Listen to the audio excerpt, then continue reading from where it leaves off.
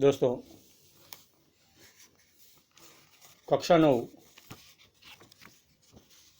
हिंदी, इसके अंदर हमने आगे काव्य 1 आराधना देखा था। आज कक्षा 9 पेज नंबर 3 यानी पन्ना नंबर 3 न्याय मंत्री, लेखक श्री सुदर्शन, जन्म 1896 ईस्वीसन, निधन सन 1968 ईस्वीसन। सुदर्शन जी का मूल वास्तविक नाम बद्रीनाथ शर्मा था।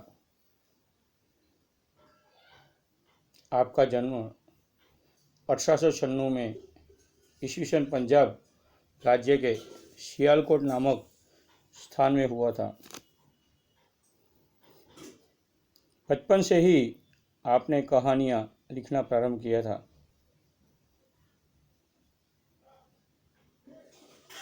पुष्पमाला, सुप्रभात, परिवर्तन, पनघट,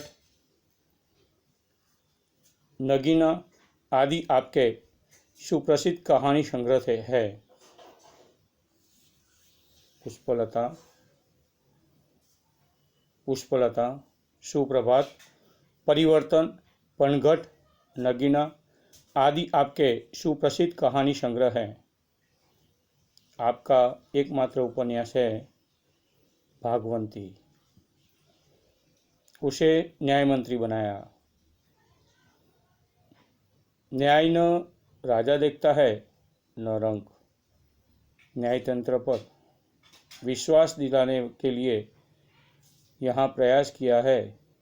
न्यायतंत्र पर विश्वास दिलाने के लिए यहाँ प्रयास किया है। इसलिए ही हमारे यहाँ कारोबारी तंत्र और न्यायतंत्र दोनों अलग होते हैं।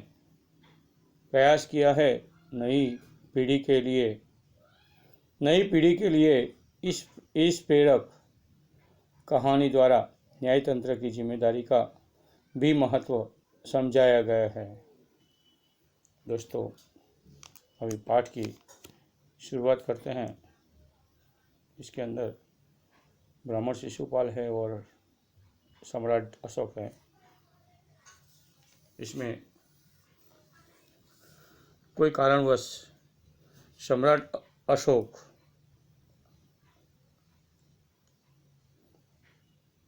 गुनाह कर बैठते हैं और उन्हीं को पकड़कर क्या सज़ा देते हैं, इसके बारे में ये न्याय मंत्री ब्राह्मण शिशुपाल क्या करते हैं, ये आप इस पाठ में देखेंगे। तो पाठ की शुरुआत करते हैं। संध्या का समय था, चारों ओर अंधकार फैल चुका था। संध्या का समय था, चारों ओर अंधकार फैल चुका था। ऐसे में किसी ने बाहर से घर का दरवाज़ा खटखटाया। ऐसे में किसी ने बाहर से, यानी कि घर है, घर के बाहर से घर का दरवाज़ा खटखटाया। कौन है? ब्राह्मण शिशुपाल ने थोड़ा सा दरवाज़ा खोलते हुए पूछा। एक परदेशी, बाहर से आवाज़ आई। क्या मुझे रात काटने के लिए स्थान मिल जाएगा? क्या मुझे रात काटने के लिए स्थान मिल जाएगा? जैसे ही शिशुपाल ने पूरा दरवाज़ा खोला, उनके सामने एक नवयुवक खड़ा था। जैसे ही शिशुपाल ने पूरा दरवाज़ा खोला, उनके सामने एक नवयुवक खड़ा था। उन्होंने मुस्कुराकर कहा, यह मेरा सौभाग्य है। अतिथि के चरणों से यह घर पवित्र हो जाएगा। यह मेरा सौभाग्य है। अतिथि के चरणों से यह घर पवित्र हो जाएगा। आइए, पधारिए। अतिथि को लेकर शिशुपाल घर में गए। अतिथि को लेकर शिशुपाल घर में गए और उनका आदर सत्कार किया। फिर दोनों उस समय की देश की अवस्था पर बात करने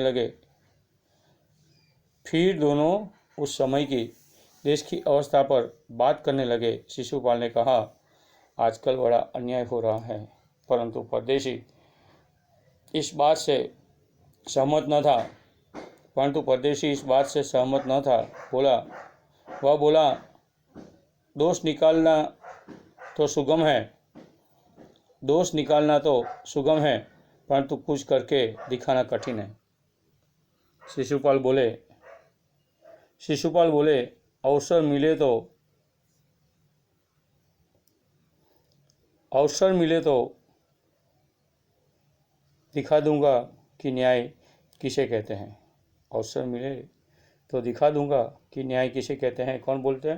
कौन कहता है? शिशुपाल। ब्राह्मण हमेशा समाज सुधारक होता है, उसी ने कभी राज नहीं किया, और ये भी ब्राह्मण है, समाज सुधारक तो है ही है। और ये बातचीत निकली, और बातचीत में क्या बोल रहे हैं शिशुपाल? तो आप अवसर चाहते हैं? हाँ, अवसर चाहता हूँ, यानी आप मौका देंगे तो हम दिखा देंगे, ये बात है। तो आप अवसर चाहते हैं? हाँ, अवसर चाहता हूँ। फिर कोई अन्याय नहीं होगा, बिल्कुल नहीं। कोई अपराधी दंड से न बचेगा, नहीं। तो आप अवसर चाहते हैं? कौन बोल रहा है? जो परदेशी सामने आया है वो बोल रहा है। शिशुपाल ने बोला कि हाँ, अवसर चाहता हूँ। फिर से जो परदेशी यानी कि जो अतिथि है वो बोले कि फिर कोई अन्याय नहीं होगा। शिशुपाल बोले, बिल्कुल नहीं। वो भी परिस्थिति को चेक करना चाहते हैं। कौन? जो अतिथि है वो, कोई अपराधी दंड से न बचेगा। शिशुपाल नहीं।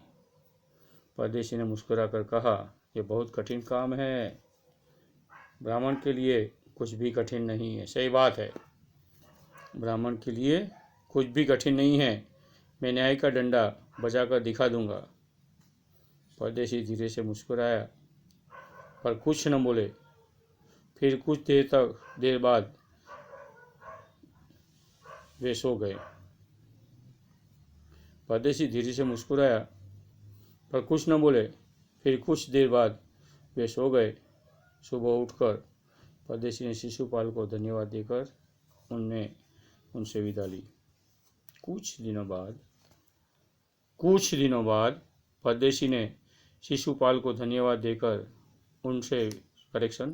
कुछ दिनों बाद शिशुपाल के घर कुछ सिपाही आए और उन्हें दरबार में चलने के लिए कहा। शिशुपाल सहम गए, क्योंकि दरबारी या सिपाही कोई आता है तो थोड़ा डर लगता है, इसलिए उसी समय में वो डर गया। वे समझ नहीं सके कि सम्राट ने उन्हें क्यों बुलाया।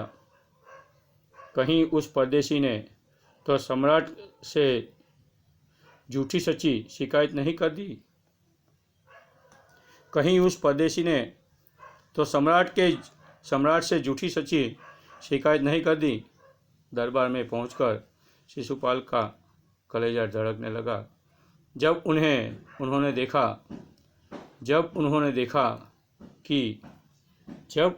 देखा कि परदेशी ही सम्राट अशोक हैं। क्यों धड़क गया दिल? क्यों अचंभे में पड़ गया शिशुपाल? क्योंकि उनके यहाँ जो परदेशी वेश बदल कर आए थे वही क्या है? सम्राट अशोक है। सम्राट बोले, ब्राह्मण देवता, मैं आपको न्याय का अवसर देना चाहता हूँ, आप तैयार हैं? कौन बोला? सम्राट बोले। क्या बोले? ब्राह्मण देवता, मैं आपको न्याय का अवसर देना चाहता हूँ, आप तैयार हैं?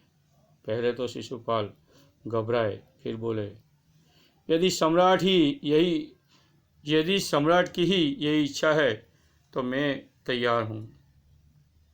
यदि सम्राट की ही यही इच्छा है तो मैं तैयार हूँ। बहुत ठीक, कल से आप न्याय मंत्री हुए। कल से आप क्या हुए? पद मिल गया। पद और आदमी में बहुत फर्क होता है। इंसान जब पदधारी हो जाता है तो वो पद को या कुर्सी को, वो हुद्दे को, हुद्दा जैसा है उसका क्या हो जाता है? बर्तन हो जाता है। कल से आप न्याय मंत्री हो गए। कल से आप न्याय मंत्री हुए, सम्राट ने कहा और अपने हाथ से अंगूठी उतार कर शिशुपाल को पहना दी। यह सम्राट अशोक की राजमुद्रा थी। ये क्या थी? सम्राट अशोक की राजमुद्रा थी। अब शिशुपाल न्यायमंत्री थे। उन्होंने राज्य की समुचित व्यवस्था करना आरंभ कर दिया। उन्होंने राज्य की समुचित व्यवस्था करना आरंभ कर दिया। उनके सुप्रबंध से राज्य में पूरी तरह शांति रहने लगी। किसी को किसी प्रकार का भय नहीं था। किसी को किसी प्रकार का भय नहीं था। लोग दरवाजे तक खुले छोड़ जाते थे। लोग दरवाजे तक खुले छोड़ जाते थे। चारों तरफ न्याय मंत्री के सुप्रबंध और न्याय की धूम मच गई। चारों तरफ न्याय मंत्री के सुप्रबंध और न्याय की क्या हो गई? धूम मच गई। तो दोस्तों, यहाँ पेज नंबर 3 कक्षा 9 में समाप्त होता है। न्याय मंत्री का क्या हो गया? नियुक्त हो गया। न्याय मंत्री के घर कौन आए थे? यानी कि शिशुपाल के यहाँ कौन आए थे? एक परदेशी आए थे। वो परदेशी कौन थे? सम्राट अशोक थे। वेश बदल कर आए थे। और आगे क्या होता है ये हम दूसरे वीडियो में देखेंगे। लेकिन तब तक आपको ये जो तीसरा पन्ना है इसका पढ़ना है और इसके अंदर आते सवाल का जवाब तैयार करना है। आज का दिन आपका शुभ जाए, ऐसी शुभेच्छा।